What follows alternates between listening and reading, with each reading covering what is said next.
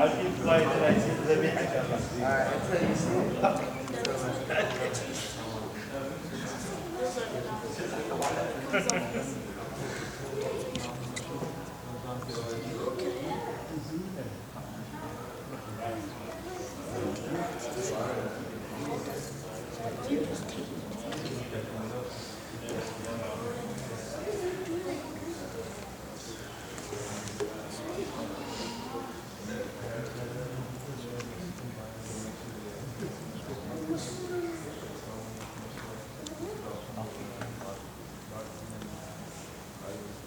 Bismillah, alhamdulillah, wa salatu wa salamu ala rasulillah, wa ala alihi wa sahbihi ajma'in amma ba'd. Wa na'udhu billahi minash shaitanir rajim. Bismillahir rahmanir rahim. Rabbi shrah li sadri wa yassir li amri wahlul 'uqdatan min lisani yafqahu qawli. My dear brothers and sisters in Islam, assalamu alaikum wa rahmatullahi wa barakatuh. Alhamdulillah, the topic that we have chosen for today's presentation is of very prime importance. The topic is how to share the message of Islam with a person who does not believe in the existence of Allah subhanahu wa ta'ala.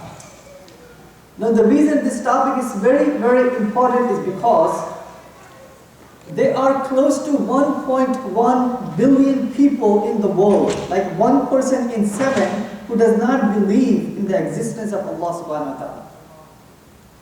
In the USA, about 98% of the professors in the campuses, especially those professors who teach biology and chemistry and the sciences, they believe in evolution.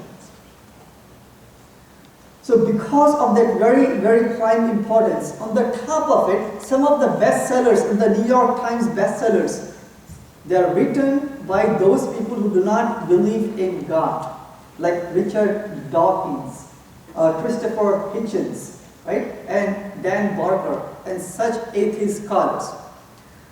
These people, unfortunately, they are having a profound influence, like a brainwashing influence on our youth who are going to schools and colleges.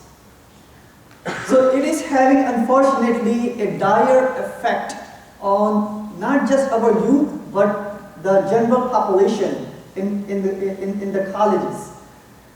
So by this presentation, I'm hoping and praying, inshallah, 2 things could be accomplished.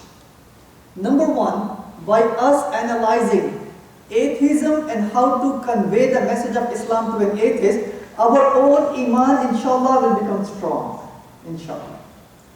Number 2, by obtaining the tools and techniques from this presentation, you would be more confident, inshallah, to approach your professors, your classmates, your neighbors, and your colleagues who may be atheists or agnostics.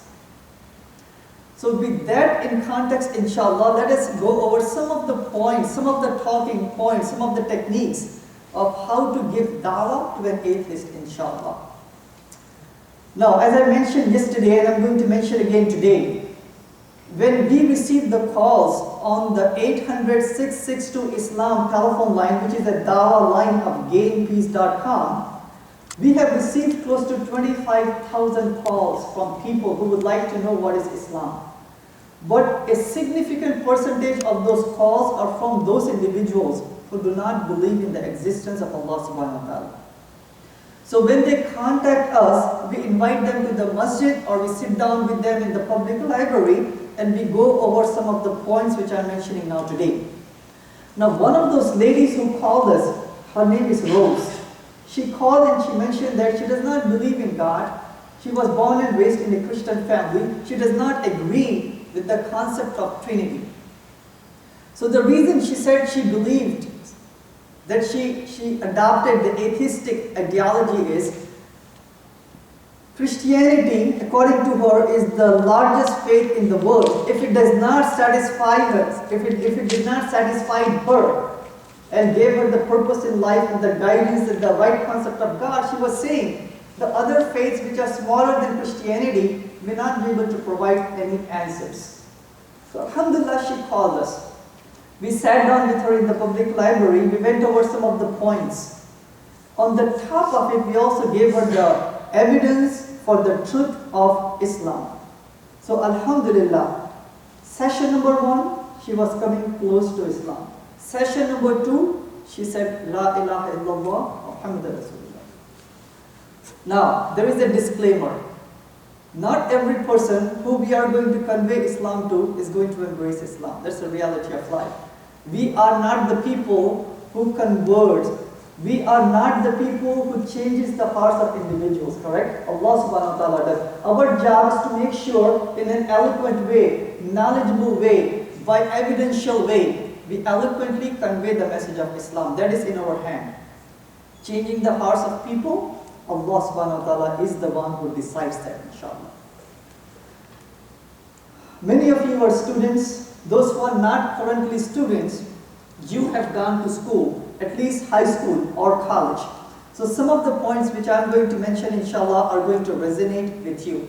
Now, the presentation is quite long, but I am going to give you the summary of the presentation based on the time frame that we have, inshallah. There are many definitions, there are many, background about the atheists, their main arguments. But I'm going to go over at least 4 or 5 main points that we could raise with an atheist. Atheist is a term that means who do not believe in God, right? Theism is a believer in a higher power. Atheism, denial of any higher power. So with that, my dear Muslims, how to prove to them first and foremost that there is a higher power? Now, who is a major in biology over here? Anyone who has minor or majored in biology? Okay, alhamdulillah, 1%, right? And there are some physicians over here, and they have taken intensive biology, right? They have taken intensive biology. But I'm going to make sure that the points and the arguments which I'm going to present are going to be the level in which everyone is going to understand, inshallah. So, argument number 1. Suppose if you go to with your family to a beach, nice, clean, family-oriented beach, and you see a pattern like that on the beach. When seeing the pattern, you would know that water waves, as they touch the sand multiple times, they create patterns like that. So nature, water, wind, rain creates patterns of that nature. Suppose if you go the next day to the beach, the same beach, and if you find markings like that, Happy New Year, or a marking that, Bill was here with his family, year, day, month, so and so. When you see markings like that, you will not say, wonderful nature, it is greeting us. We will not say that. Because that is not a pattern, that is information. Agree? That is information. Information could only be created by intelligence. Nature creates patterns and information is created by intelligence. Now, in the body of each single human being, there are close to 11 trillion cells. It's a huge number. Any cell that you take from the human body, suppose from the fingertip, and you place it under a very powerful microscope, a cell like that, right? That could be a human cell, could be a plant cell, it could be an animal cell. It will have a nucleus, like the brain, the center of the cell. Within the center of the cell, you will have something called as the DNA, the genes. So genes are the ones that are the deciding factor about how tall that you're going to be. What will be the shape of your nose? What color eyes that you will have? What color hair that you have? How many hormones? How many proteins? The functioning of the cell, the functioning of the organs, the functioning of the human body are decided by the genes, the DNA, the nucleus, which is within the cell. So that is information that is deciding the rest of the body. So my dear Muslims, we could relate to any atheist that John, if you take that cell and open the cell and the nucleus and the information, if you write down that information in the form of a book, you have the cell, the nucleus, looking at the information, you write the information in the form of a book, you have to fill in 900 books, 500 pages thick each book. Just imagine the wall up here, the whole wall is filled up with books and books and books and books, 900 of them, 500 pages thick. That is information. That is the amount of information which is in each single cell. So a question that you could ask to your atheist friends, neighbors or colleagues could be, where did that information came from? When you see markings Happy New Year on the beach, you know that someone with intelligence has written those markings. When you see information within the cell, it has to be a higher power, an intelligent source. And that intelligent source, my dear Muslims, we could relate to them, is none other than Allah subhanahu wa ta'ala. Is it an easy point? Now, just as a footnote to that is, the one single cell who the atheists, the unbelievers, they say that it was formed by natural forces way back about 4 billion years ago, right? The primordial soup, that's what they say, correct? However, we could counter them by saying that all the research laboratories which are out there in the world, the Harvard, the Princeton, the Oxford, every one of them, and all the research scientists and the PhDs and the scholars, all of them coming together cannot produce one single viable cell. Look at the magnitude of the statement which I am making. All of them combined with the 21st century technology, they cannot produce one single viable cell. How is it possible that nature could produce something which our labs cannot produce?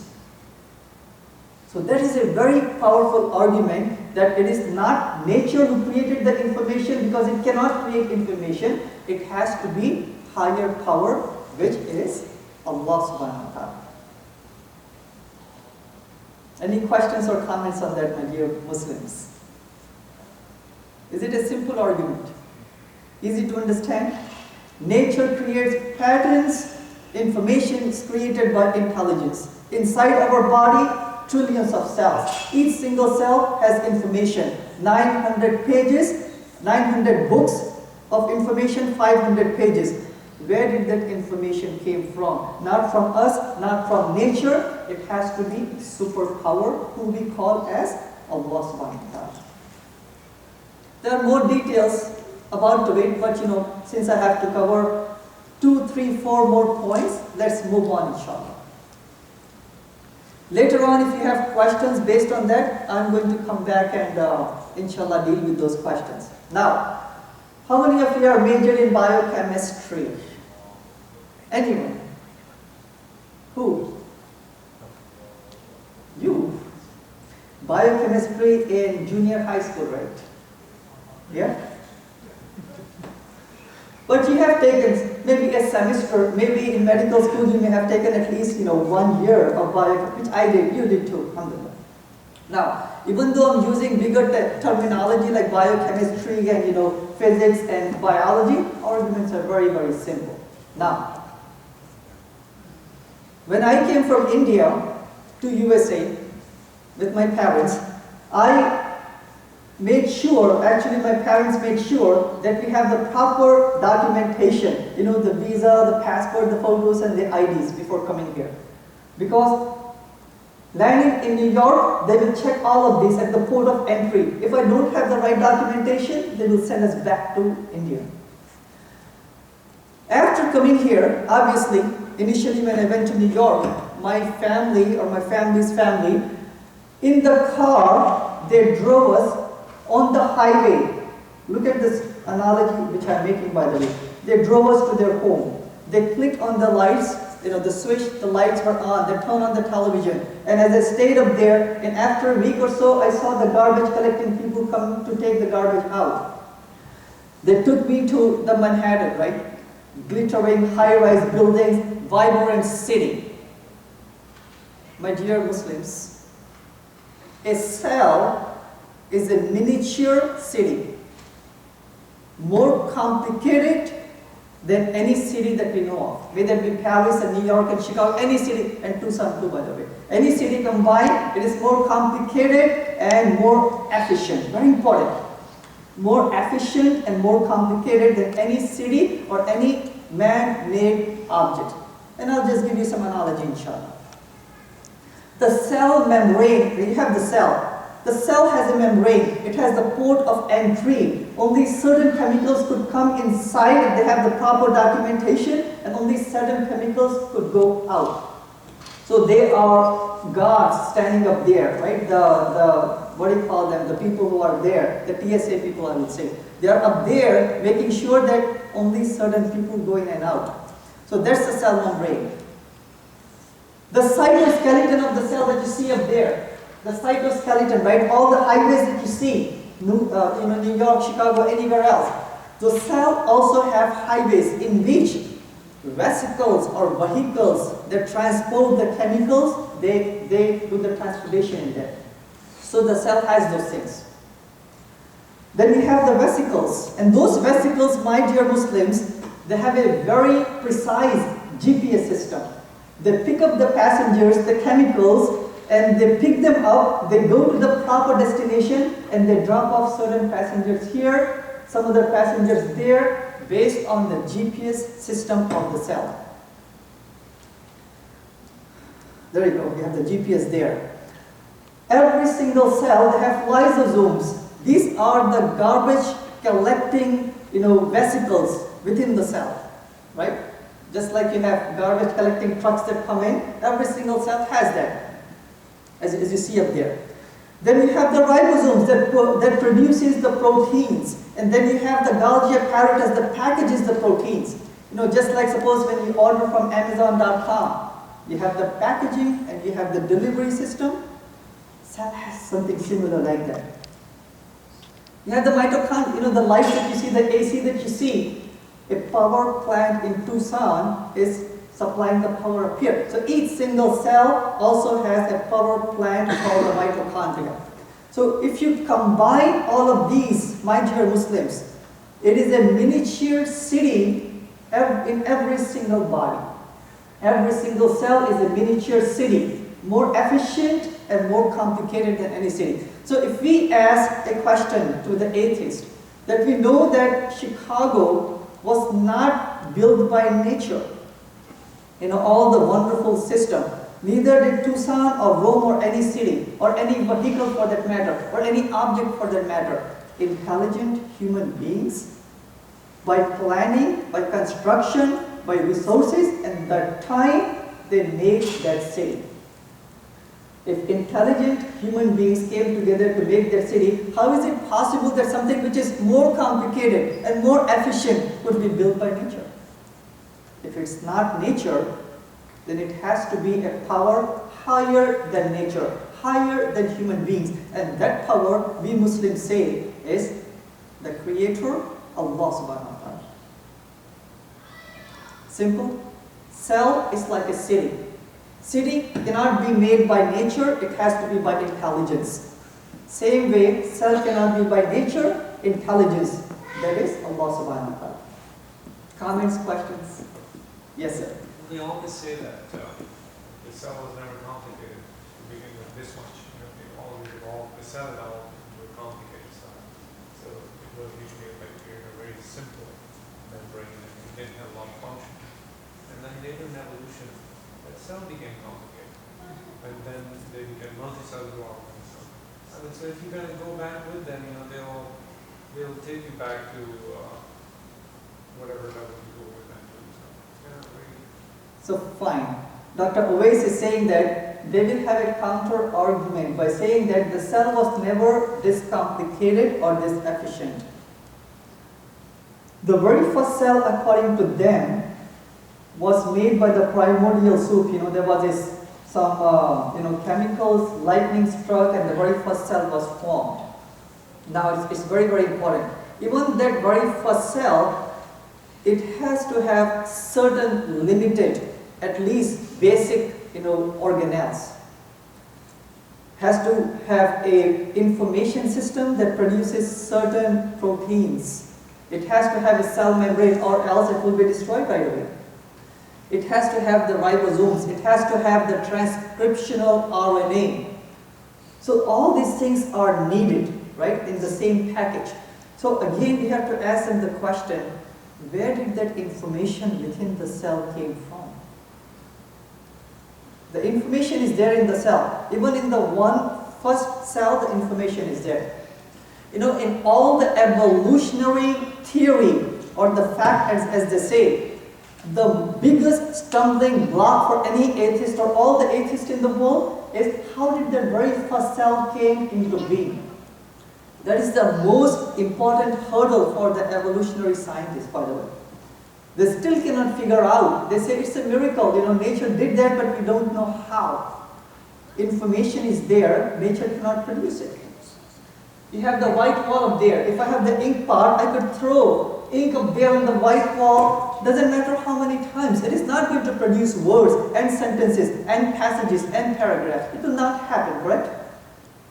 So how do you think that 900 books with the information precisely written down could happen by nature? Alhamdulillah, we could use their own science to refute their arguments. Let's move on to a very, very important argument called as the Kalam cosmological argument for the existence of God. Big words, right? Kalam cosmological arguments for the existence of God, developed by the Muslim theologians, the philosophers, and the scientists way back. Name is big, argument is simple, inshallah. Now, by the way, how many of you have dealt with atheists, by the way? Okay, mashallah, quite a few of them. Alhamdulillah, quite a few. Now, a question that I would ask to the atheist would be, do you think that the universe that we have, is it infinite in existence or is it finite? Means, is it always been there like this in time, or is it finite? Did it have a beginning? Any answer that they give, it points to Allah subhanahu wa ta'ala. This is how. If they say that the universe is finite, finite means something that has a beginning, it is finite. So anything which is finite had a beginning. Anything that began to exist needs a beginner. And the beginner of the universe, obviously we say, is Allah subhanahu wa ta'ala. Finite means it had to have a beginning. That's the definition of finite. Anything that had a beginning needs a beginner. And the beginner of the universe is Allah subhanahu wa ta'ala. If they say that the universe is infinite, that means it always existed. That means now we have to go take them one more step, further down the line to prove about the existence of God, inshallah. How many of you are major in physics? Major or minor, by the way? Again, you? No. Major in physics? Okay, alhamdulillah. Alhamdulillah. Anyone else, sisters? Okay, fine. A simple question. What is the second law of thermodynamics? Mother Samir? No? Just putting it on spot. Yes? Everything's trying to reach a higher state of entropy. Wonderful, wonderful. So the answer is, things move from order to disorder. Entropy, disorder, it increases. If you don't take care of this wonderful, masjid over here, if no one vacuums and no one paints and no one takes care of the building, very soon, after a few years, the paint is going to peel off, the lights are going to go out, it will be a chaotic, dusty place. Disorder. Things move from order to disorder. Very simple. It's a long name, scientific name, right? The second law of thermodynamics. Looks very exotic, correct?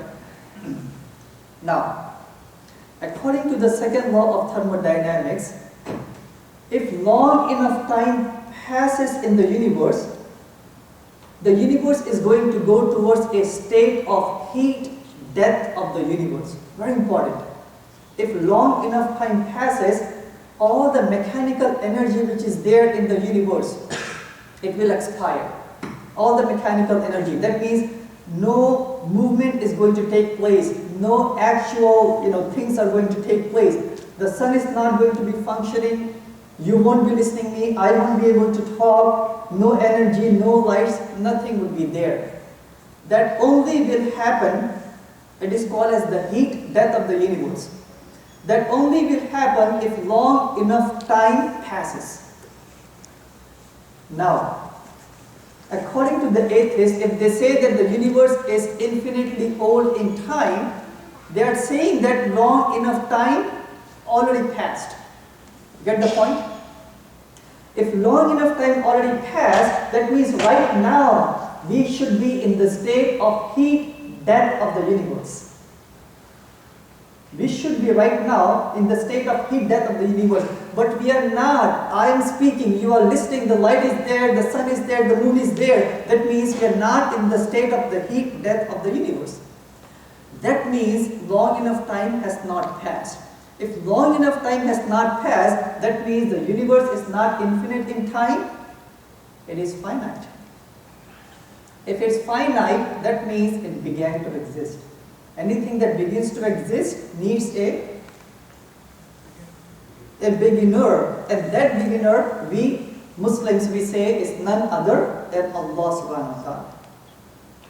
Just to summarize this very important argument, if they say that the universe is infinitely old in time, anything which is infinitely old in time, it should go towards